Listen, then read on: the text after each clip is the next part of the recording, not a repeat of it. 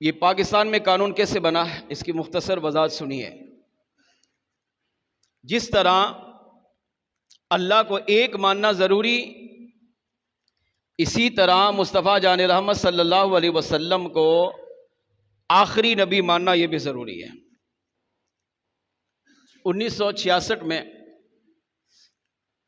پاکستان پنجاب کے ایک کالج کے کچھ طلباء اسٹوڈنٹ گھومنے کے لیے آزاد کشمیر کی طرف گئے۔ ایک ٹرین پر سوار ہوئے۔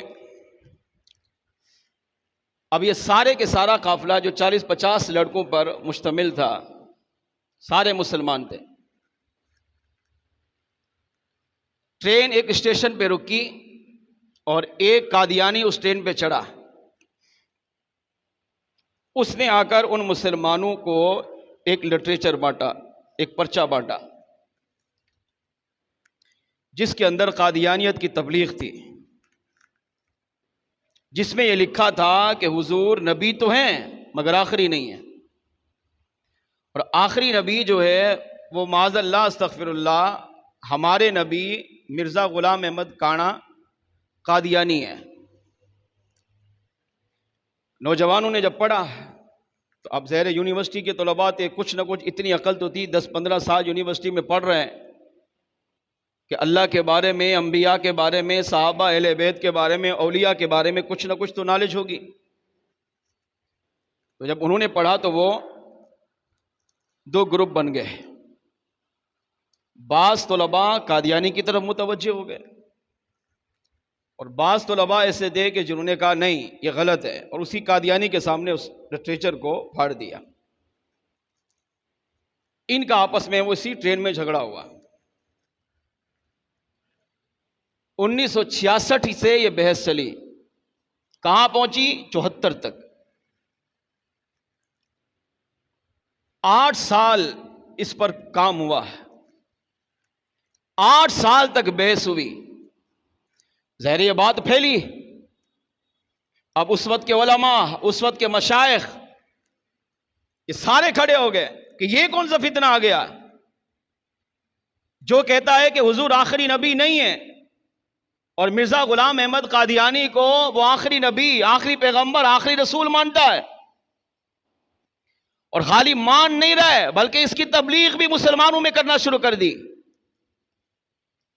تو اس وقت کے علماء نے ان سے مناظرے کیے، علماء نے ان سے مقابلہ کیا، کسی نے زبان سے، کسی نے تحریر سے، کسی نے دعاؤں سے، کسی نے اوپن چیلنج کر کے، مگر حق حق ہوتا ہے، باطل باطل ہوتا ہے۔ اللہ کریم نے ہر مقام پر علماء اہل سنت کو سرخرو فرمایا، یہاں تک کہ ہمارے ان بزرگوں میں سے ایک بزرگ جن کا نام پیر سید مہر علی شاہ صاحب رحمۃ اللہ تعالی علیہ ہے، اس وقت کے مشائخ میں سے بہت بڑے اللہ کے ولی تھے، آپ نے اس مرزا کانے کو چیلنج کیا، کہا مجھ سے مناظرہ کر، اگر زبان سے بات کرنے کی ہمت ہے تو سامنے آ، کیونکہ پہلے گفتگو ہو رہی تھی نیچے والوں سے، مگر آپ نے فرمایا نیچے والوں سے اب کلام نہیں، سامنے والے جس کو نبی مانتے ہو، جس کو پیغمبر مانتے ہو، اس کو میرے سامنے لاؤ، میں یہ ثابت کروں گا کہ میرے آقا آخری نبی ہے۔ اس پر مناظرہ ہوا۔ سید پیر مہر علی شاہ صاحب رحمۃ اللہ تعالی علیہ نے پہلا چیلنج کیا، فرمایا سامنے آؤ اور زبان سے بحث کرو، مناظرہ کرو، میں بھی دلائل دوں گا، تم بھی دلائل دینا، جو جیتے گا اسی کا عقیدہ مانا جائے گا۔ وقت طے ہوا، مرزا غلام احمد قادیانی نے چیلنج قبول کیا، وقت طے ہوا، جگہ طے ہوئی، مگر پیر مہر علی شاہ صاحب رحمۃ اللہ تعالی علیہ تشریف لے آئے، مگر وہ نہیں آ سکا۔ آپ نے دوسرا چیلنج کیا، کہا اگر زبان میں طاقت نہیں ہے بولنے کی تو تحریر کا جواب دو، میں بھی دلائل لکھتا ہوں، اس بات پر کتاب لکھتا ہوں کہ میرے آقا آخری نبی، آخری پیغمبر، آخری رسول ہیں، اور تم اگر اپنے آپ کو نبی کہتے ہو تو سامنے آؤ اور تم میری ان تحریروں کا جواب دو۔ اس چیلنج کو بھی اس نے قبول کیا۔ جگاتے ہوئے بھی وقت طے ہوا، آپ تشریف لے گئے مگر وہ نہ آیا۔ پھر مرزا کانے نے ایک اور چیلنج کیا، کن کو؟ پیر میر علی شاہ صاحب رحمۃ اللہ تعالی علیہ کو۔ کہا کہ ہم زبان کلام نہیں کرتے، ہم لکھ کر بھی کلام نہیں کرتے، اب میرے پاس اس مسئلے کا حل ہے۔ فرمایا بولو۔ اس نے کہا وہ لنگڑے لے کر آؤ، میں بھی آؤں گا، آپ بھی آئیں، آپ دم کریں، اگر آپ کے دم سے لنگڑا ٹھیک ہو گیا، اس کی ٹانگیں سلامت ہو گئی، چلنے پھرنے کے قابل ہو گیا تو آپ سچے، اور میں دم کروں گا، اگر میرے دم سے وہ لنگڑا ٹھیک ہو جائے اور چلنے پھرنے کے قابل ہو جائے تو میں سچا۔ پیر میر علی شاہ صاحب رحمۃ اللہ تعالی علیہ نے اس چیلنج کو بھی قبول کیا۔ وقت مقررہ طے ہوا، جگاتے ہوئے بھی 2 لنگڑوں کو بلایا گیا، آپ پہنچے مگر کانا نہیں آیا۔ پھر پیر میر علی شاہ صاحب رحمۃ اللہ تعالی علیہ نے تیسرا چیلنج مرزا غلام احمد قادیانی کو کیا۔ آپ نے فرمایا زبان سے بات نہیں کر سکتا، لکھ کر نہیں کر سکتا، لنگڑے کو سیدھا نہیں کر سکتا، تو چوتھا چیلنج یہ ہے کہ میرے سامنے آ، کاغذ رکھ، قلم رکھ، ایک طرف تو بیٹھ، ایک طرف میں بیٹھوں گا، میرے سامنے بھی ایک کاغذ ہوگا، قلم ہوگا، تیرے سامنے بھی کاغذ ہوگا، قلم ہوگا، ہم لکھیں گے نہیں، میں قلم کو بولوں گا، قلم خود بخود کاغذ پہ لکھے گا۔ اگر تو سچا ہے تو تو قلم کو بول، اور تیرے کہنے پر قلم خود بخود کاغذ پہ لکھے، قلم لکھے اور کہے تو آخری نبی ہے تو میں تجھے نبی مانوں گا۔ اس نے چیلنج کو قبول کیا، اور کیوں نہیں کرتا؟ ظاہر ہے جھوٹا نبی تو اپنی عزت کو تو بچانا تھا، کہ اب دعویٰ تو کر دیا ہے تو اب نبھانا بھی تو ہے۔ وقت طے ہوا، جگاتے ہوئے سید پیر میر علی شاہ صاحب رحمۃ اللہ تعالی علیہ تشریف لے گئے، کاغذ رکھا، قلم رکھا، اب انتظار کر رہے ہیں، وہاں بھی سامنے کاغذ رکھا ہے، قلم رکھا ہے، مگر یہ کانا نہیں پہنچا، یہاں پر بھی نہیں آیا۔ تو پیر میر علی شاہ صاحب رحمۃ اللہ تعالی علیہ نے اعلان فرمایا، جب لوگ جمع ہوئے، ہزاروں لوگوں کا مجمع جمع ہوا، تو آپ نے فرمایا 4 مرتبہ چیلنج کیا ہے، زبان سے مناظرہ کرو، نہیں آیا، تحریر سے مناظرہ کرو، نہیں آیا، چلو آؤ مل کے دعا کرتے ہیں، دیکھتے ہیں اللہ کے ہاں میں مقبول ہوں یا تو ہے۔ تو اپنے آپ کو نبی کہہ رہا ہے، میں نبی تو سوچ بھی نہیں سکتا۔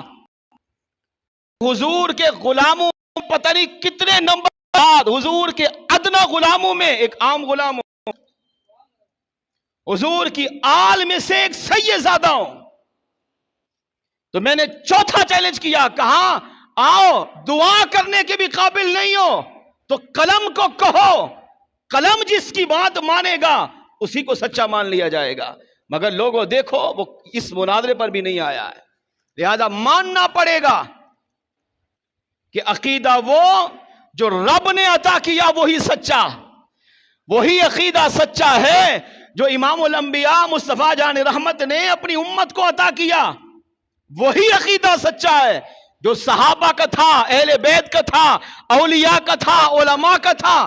1400 سالہ اسلامی تاریخ میں یہی عقیدہ تھا، ہے، قیامت تک رہے گا، اور وہ کیا کہ جس طرح اللہ ایک ہے اسی طرح یہ ماننا بھی ضروری ہے کہ مصطفیٰ جان رحمت صلی اللہ علیہ وسلم اللہ کے آخری نبی، آخری پیغمبر، آخری رسول ہے۔ اور لوگوں نے وہاں نعرے بازی شروع کی، اور لوگوں نے آپ کو کہا حضرت آپ کا عقیدہ سچ ہے، فرمایا ہے ہی سچ، میرے کہنے سے نہیں، یہ تو وہ عقیدہ ہے جو رب نے بندوں کو دیا ہے، یہ سچ کیسے نہیں ہو سکتا؟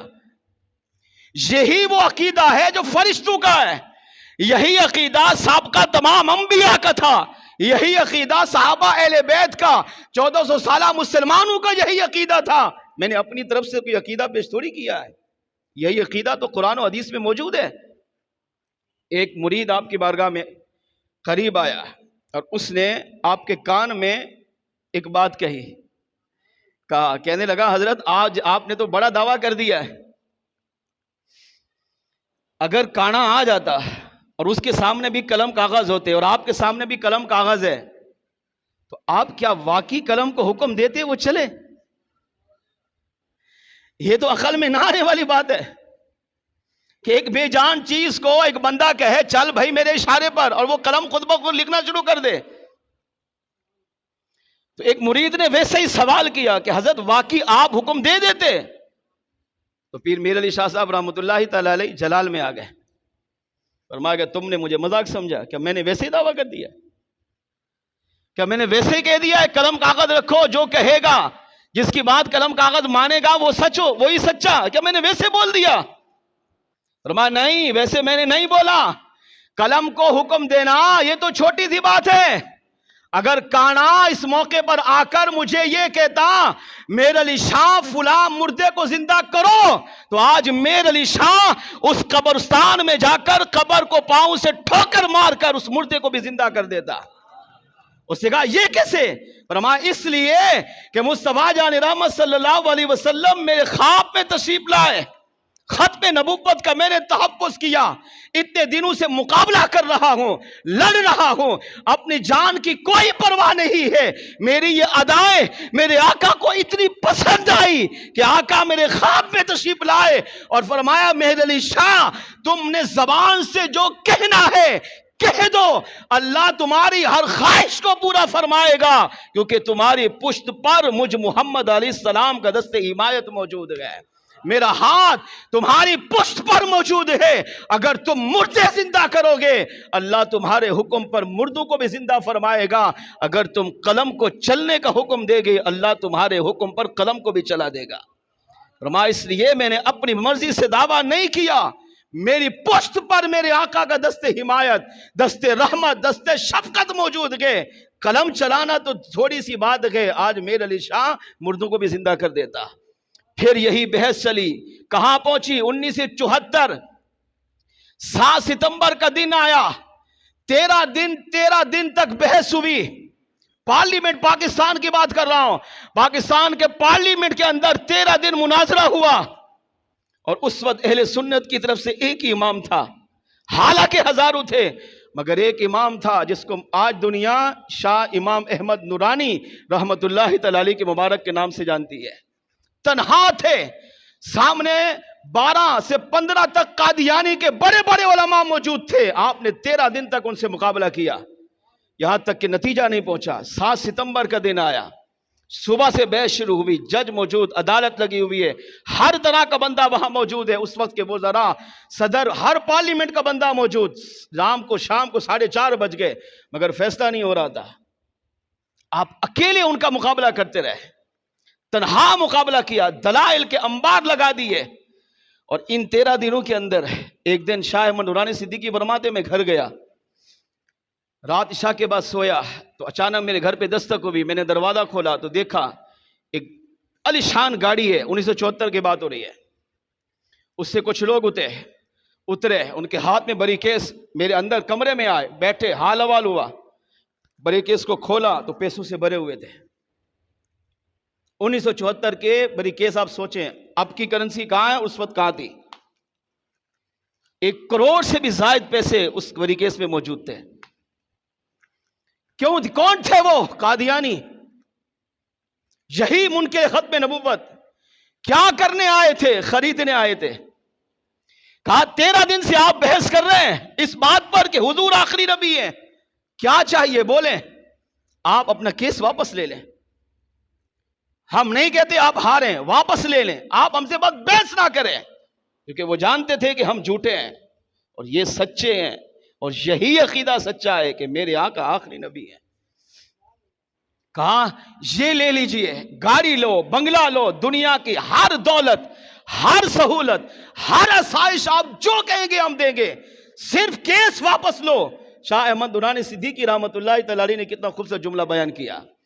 پاؤں سے ٹھوکر ماری، فرمایا اٹھاؤ اپنی رقم کو واپس لے کر جاؤ، تم لیٹ پہنچے ہو کیونکہ میرا سودا بازار مصطفیٰ میں اس سے پہلے ہو چکا ہے. جس کا سودا حضور کے عشق کے بازار میں ہو چکا ہو اس کو یہ ایک بری کیس نہیں، دنیا کی ساری دولت بھی قدموں میں ڈالو وہ خود تو مٹ سکتا ہے مگر مصطفیٰ جان رحمت صلی اللہ علیہ وسلم سے کیے ہوئے سودے سے غداری نہیں کر سکتا. پاؤں سے ٹھوکر مار کر اس کو واپس کیا. اگلا دن آیا 7 ستمبر 1974 پاکستان کی پارلیمنٹ میں شام 4:30 بجے اتنے دلائل کے انبار لگا دیے کہ وہ 12-15 قادیانوں کے پاس اب دلیل نہ تھی کہ وہ اپنے کانے کو نبی ثابت کر سکے. یہاں تک کہ جج کو، وہاں کے وکلا کو، وہاں کے جو پارلیمنٹ میں جو بڑے اراکین تھے، کھڑے ہو کر ہاتھ بلند کر کے قانون کیا ہے. جس طرح شریعت کا یہ قانون ہے کہ مصطفیٰ جان رحمت صلی اللہ علیہ وسلم آخری نبی، آخری پیغمبر، آخری رسول ہے، پاکستان کی پارلیمنٹ بھی اس کو پاس کرتی ہے کہ جو مسلمان پاکستان میں رہے گا اس کے لیے یہ عقیدہ رکھنا ضروری ہے کہ اللہ ایک ہے، وحدہ لا شریک ہے، ہر عیب سے پاک ہے. اسی طرح مصطفیٰ جان رحمت صلی اللہ علیہ وسلم نبی بھی ہیں، آخری نبی بھی ہیں، آخری پیغمبر بھی ہیں، آخری رسول بھی ہیں، اور قیامت تک حضور کے بعد کوئی نبی نہیں آ سکتا. اگر کوئی اس فیصلے میں شک کرے گا وہ بھی اسلام سے خارج ہوگا. اور اس طرح 7 ستمبر 1974 کو شام 4:30 بجے ہمارے ملک پاکستان کی پارلیمنٹ نے یہ قانون پاس کیا کہ میرے آقا صلی اللہ علیہ وسلم آخری پیغمبر، آخری نبی، آخری رسول ہے.